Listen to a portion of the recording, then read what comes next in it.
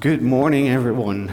In my video said it was early, but I didn't realize that I had to get up an hour early ahead of my time zone, and I arrived late, and I was like, whoa, this is really early for me, but for you it's just a regular office day.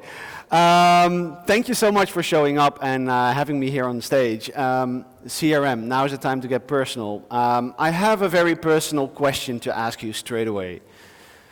What is the best hamburger in Riga? I hear something there. Homemade. Okay, where's your home? All right, well, the reason why I'm asking is because I work as a creative director, but something personal about me is that I love hamburgers. And I started eating hamburgers quite a lot, and then I started ranking them, and all of a sudden I became front page news in Rotterdam. And now I am the official hamburger tester to tell you where you get the best hamburger in Rotterdam. Has nothing to do with my job, has nothing to do with my story today, but it's just a personal fact that I'd like to share with you. I work for Oxima, which is part of Merkle, which is a global network of agencies, and we specialize in people-based marketing, and we work for some pretty cool brands, if I may say so. So, now is the time to get personal. We're going to talk about, I'm going to talk about CRM creates customer value and how data can help you become more personal. Also, voice assistant, Tom already mentioned them. I think they are a big game changer for CRM. And you don't have to write down everything I say. I just have a few tips at the end. The tips to start, you don't have to start right away. You just do that on Monday when you get back to work. Our vision on CRM at Oxima, we think CRM is not just a tool. A lot of marketers think it's a handy tool, you put some things in, and then all of a sudden the magic happens. Well, we don't think it's a magic box either. We think that it's a mindset where you use creativity, intelligence, being smart, and you use all the tools to get things done. But mainly, CRM is all about people. Not just about robots or data in your system. They're not segments or something like that. They are real people. And if you talk to those people, you get some really interesting insights. That's why we love to work with design sprints, for instance, because you validate on the last day with real people. And they will tell you things that you never think of at first. So how does CRM create customer value? Well, we created this, we have a company with a lot of people that are really good at making these kind of infographics and everything. But actually, I do believe in some of them. This is one of them. First of all, it's all about sales. Why and what does the customer want to buy?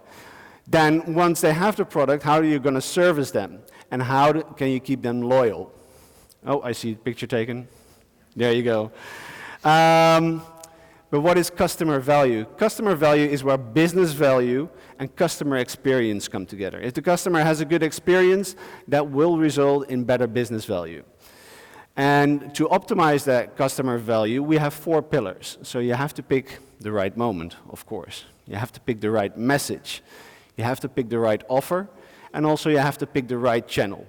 Once you have these in place, then you have some good tools to start your strategy with. But some say personal. I know Latvia is a bit smaller than Holland for the amount of inhabitants, but I think the figures you will see are quite similar to Holland. You just leave 1 0 out. So phases of personalization. In Holland, we would say we talk to 15 million. Here it's 1.5, if I'm correct, 2 million approximately, but the kids don't interact as much as customers. But that's what you call mass communication. Then you go to a smaller group, say half of the population, that would be selective mass communication. If you take a segment out of that, that's segmented relevance. You're picking a segment and you're communicating to that. And then what you can see is that, we call it sub-labels and personas, where you create a sub-label for your brand, and you address that to a certain persona that you have. So you have different target groups, and you can have several sub-labels communicating to that. And then it starts getting confusing, because then you have one consumer getting several messages from the same brand. So it's the sub-label sending something, the master brand sending something, then they have like a specific targeted product communicating to that. That's 5 to 1, and the consumer is like, what? I want something more personal. I want to have the real one-to-one experience that is personalized for me. This is a scheme. I'm a creative director. Really, there are really smart people that know everything about this. I know the basics about this. You have your CRM database. You fill it with your own data. You have your third-party or second-party data coming in there, and you start sending your campaigns. And then, if you're doing it well, you get some response back. And if you use that response, you can create more relevant interaction. And this is the maturity model that we have. I'm pretty sure you can read everything and take pictures, but basically, when we have clients and saying we want to do real one-on-one campaigns, we want to do real personalized omni-channel campaigns, we're going to check how mature is that organization. Are they doing manual campaigns? Are they typing in everything themselves, sending it out manually? Do they have things automated already? Or maybe they have even automated programs that start running by themselves. You can have lifecycle management where you have a complete customer journey, or you can go all the way to true omni-channel CRM. But my job is to make it more personal. And I think if you use data and creativity and technology, you can really create some valuable experiences. And I think there's three ways to get more personal. Data collection, that's very important. Data-inspired campaigns, and data-driven experimenting. First, data collection. So, what you want to do is you want to get like a complete picture of your customer. Who is the customer? What do they have? Which products of us do they have? When are they interacting with us? Do they visit a physical store? Do they visit online? Do they use social channels? If they have a product of us, did they come back for service? This is, for instance, about a car. How is their membership? How is their maintenance? Everything. You want to gather all that data. And sometimes it's really easy to just enrich your data. For instance, for Vodafone, we noticed that 95% of the visitors online and in the physical stores left without doing anything, without buying anything or without asking something. They just wanted to take a look, and that was it, and then they left. And we were figuring, if they leave, they are interested, because otherwise, why would you come to a place if you're not interested? So they are interested, but if they leave, why is that? Well, probably because they are in contract with another provider at this moment, or maybe even with the same provider. So just a simple form on the website can just point out, like, do you want to have a nice phone? Do you want to have a better data subscription? Or do you want to have cheap calling? And then what we did, we had this simple form and we created the contract end date assistant. And we asked people just to leave the end date of their current subscription. And that was the trigger to create a campaign that a few months before that contract ended, we could give them an offer. We knew what they were looking for, and we also gave them the right triggers at the right moment to think that Vodafone was the right brand for them. That's a simple form, and that can enrich your data already so much. Sometimes you want to send out an email to a client and you want to have like 10 questions, and then what you have to do, you click a button and then you have to fill out a poll, and that's pretty annoying, I think. So what we did for T-Mobile, and as you can see, we work for some competitive brands even, and that's because obviously we do our job so well that they don't bother about that. But for T-Mobile, what we did is we created a form within the email. So when you're in the email, you can just click several options of this quiz. And as soon as you want to see the result, you click on that button to see the result. But we already have all the data because we have a unique URL that gives you the results of the quiz. So we know what they are interested in, all the products. So in that way, we can enrich the profile very quickly without leaving that email.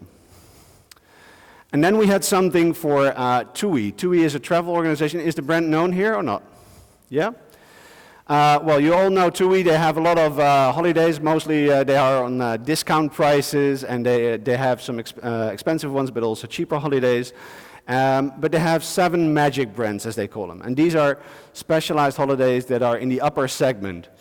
And they wanted to have a special campaign for that. And we took a look at their data, and it turned out that in their database, 47% of the database was unknown. So they didn't know if these people were singles, or couples, or families, or whatsoever. We knew that 30% were couples. We also knew that 11% was families, and then you had a little chunk for singles and groups. And we were looking at that data, and we were like, wow, if you have these expensive holidays that are mainly focused on couples, why are you sending it out to your whole base? Why don't you just want to know who the 47% is? Because if you know the 47%, then you can say, okay, this formula is better suited for you, this is for you, and then you get the right message to the right person. So this is what they usually send out. We don't do this, but this is what they usually send out, with a lot of offers and price tags and everything, and it's very busy, and it's just randomly sent out. And we created an email to get our data. And you see the first button here, it says holidays without kids, because we focused on the 30% that was the largest known group, the couples. So if anyone would just play with that button, we would know, okay, they must be interested in holidays with kids.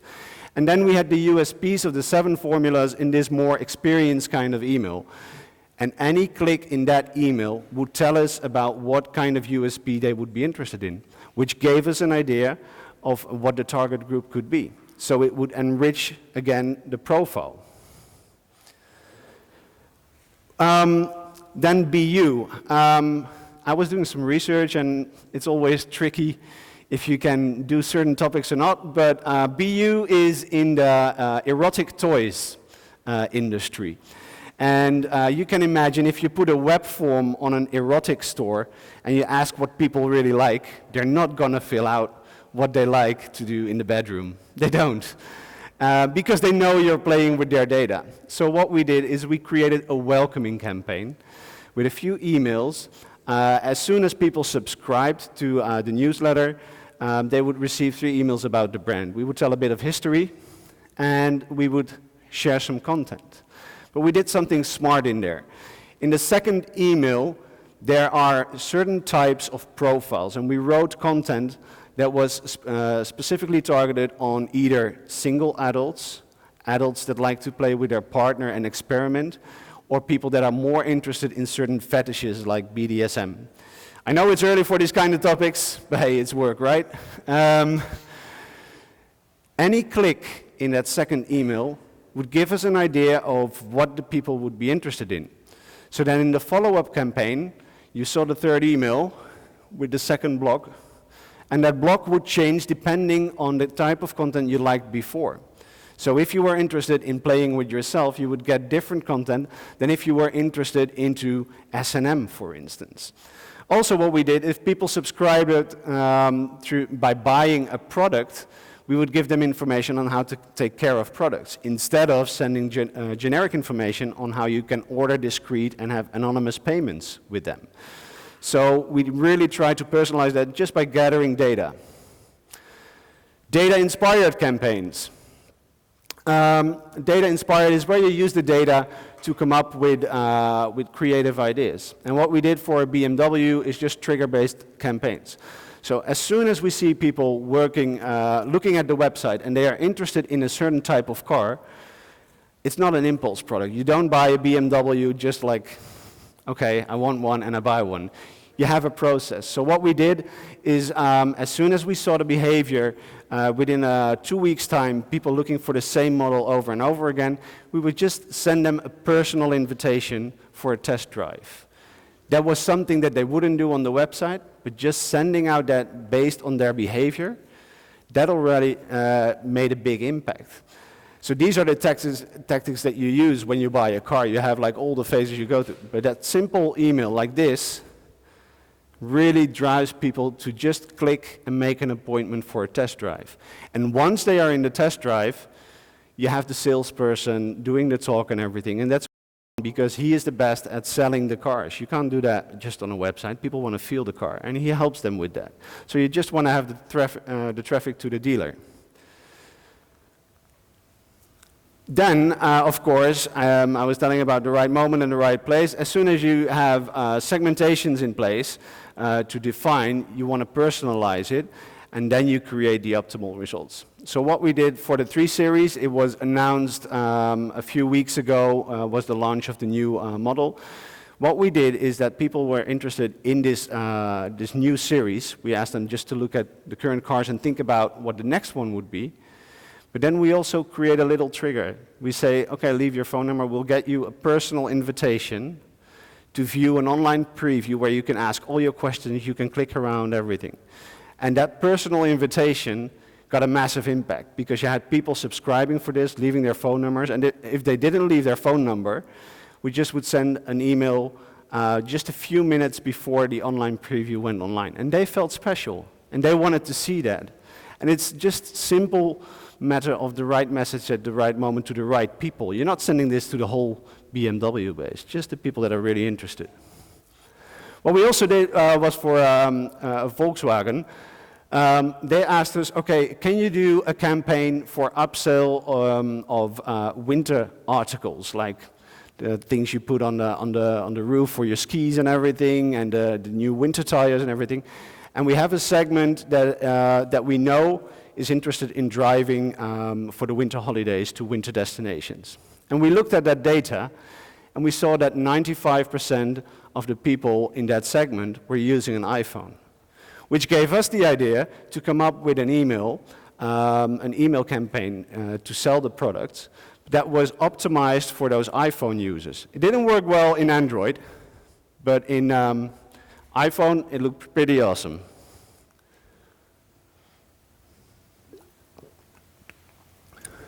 I think, at least. We even had to train their driving. That was a technical thing. I'm proud our developers came up with that. But this is an email where you're scrolling through and you get an experience. This is not your regular email that you get with just the products. You get a little experience in your inbox, and you have people interacting. We even took that one step further for the national railways. Tom already mentioned the GDPR. I'm sure you guys already had to deal with that as well. In the week that the GDPR was put in place, everybody was sending out, at least in our country, the double opt-in emails. Please, please, please send us your details. Please confirm that we can spam you like hell. And the National Railways, they already had a program, it was called NS Extra, where people already had given the double opt-in to use their data. So in the week of the GDPR, where you have all these spammy emails, we created an email that used the user data, and we put it all in that email that we send out. So you had your favorite station at the beginning, the amount of kilometers that you've traveled with the train in the last year. We also put in how much CO2 emissions you had reduced by taking the train instead of driving by car, and what your favorite stations were. And this was funny, because we sent this out, and people started filming an email and putting it on social. We had an email going viral, and people were even responding, look at this, I traveled around the world 1.5 times just by the amount of kilometers that I traveled. People were proud that they were getting this. There were even people that were saying, how can I get this? Why didn't I get this? Well, you hadn't enrolled in our loyalty program. You hadn't given your double opt-in. So people were signing up for this voluntarily in the week of GDPR. The goal was just to give insights in the data. And we didn't put in a real CTA, which you usually do in an email. So what I just did is create a little text link saying, okay, fill out your first name, because we didn't have a lot of first names in there. It's a little text link somewhere underneath. You hardly see it. Before the campaign started, 4,000 people were in the base. After this campaign, 12,000. That's an effect that you can get with just a text link. All these people scrolled all the way down and filled out their first name.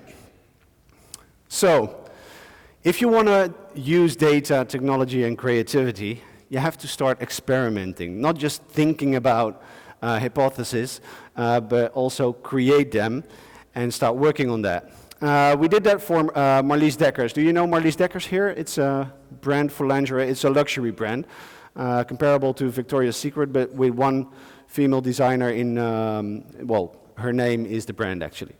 But what we did to start with is that we just started experimenting. On the left, you see the regular email that was sent out during a sales period. In the second and the third, you see the collection that people previously bought in the year, and we put that in the header image. So if you bought from a certain collection, we would put that in the header image. The effect of that simple adjustment of pictures was incredible. 61% conversion rate up and 59%. Then we took it one step further, not only showing the collection, but also the fitting of the bras. And then something, I still can't believe that this is such a big impact, but this is what you get when you start working with your data.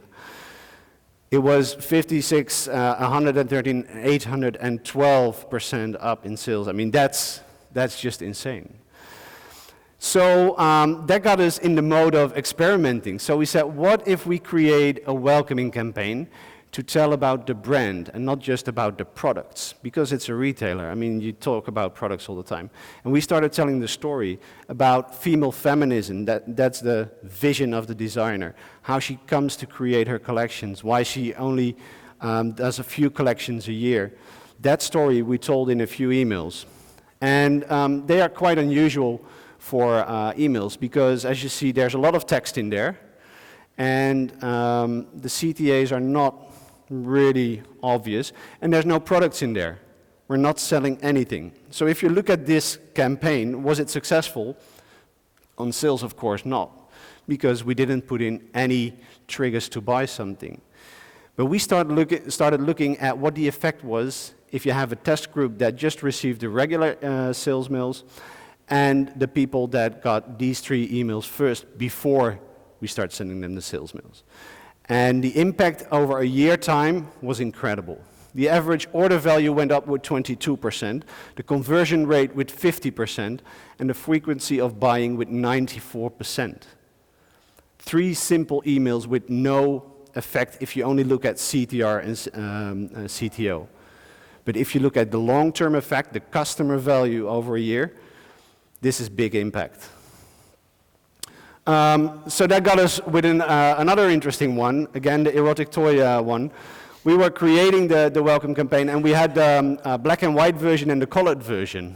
And I'd just like to know, who has a preference for the black and white one? All right. Who has a preference for the colored one? All right. Who has no preference? This is what was happening in our office. We had them printed out, what you usually don't do with emails, but we had them printed out in large in the office. And we saw that people had a very specific preference. They would either like the black and white or they would like the colored one. There was no in-between in there. And our client picked the black and white first. And we noticed that in our office, mostly women and designers picked the black and white one. But when the developers came in, they all picked the one with the colored images. And that got us thinking, maybe something is in here. So we created a hypothesis to say, okay, if you use black and white or color, look at what they're buying next and see if you see a difference. Are the people that like the black and white one, are they more into 50 Shades of Grey articles or something else?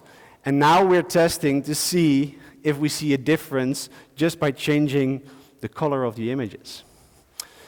Okay, I promise you voice will be changing the game, and I really think it is with CRM, because you can create voice assistants that use data and make a personal experience. I will click through this fast because I see that I'm running out of time, but we created a voice assistant that helps you by planning a train. And that's just writing the dialogue, getting it coded. Like Tom said, there's a lot of improvements to make there because it's still in the early phases, but we're working on this.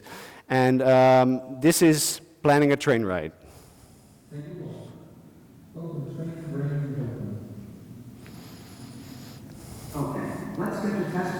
Train Brain Development. Welcome NS Colonies. I am Train Brain. What would you like me to do today? Get some travel information or discover your extras?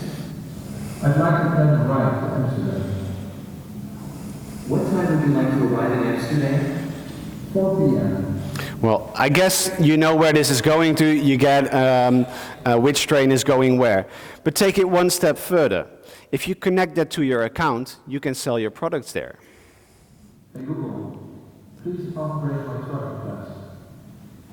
Of course I can upgrade you. Would you like me to proceed? Yes, please. Your next train ride has been upgraded to first class. Do you want to discover your extras, or are you good to go? This is upsell right in your home.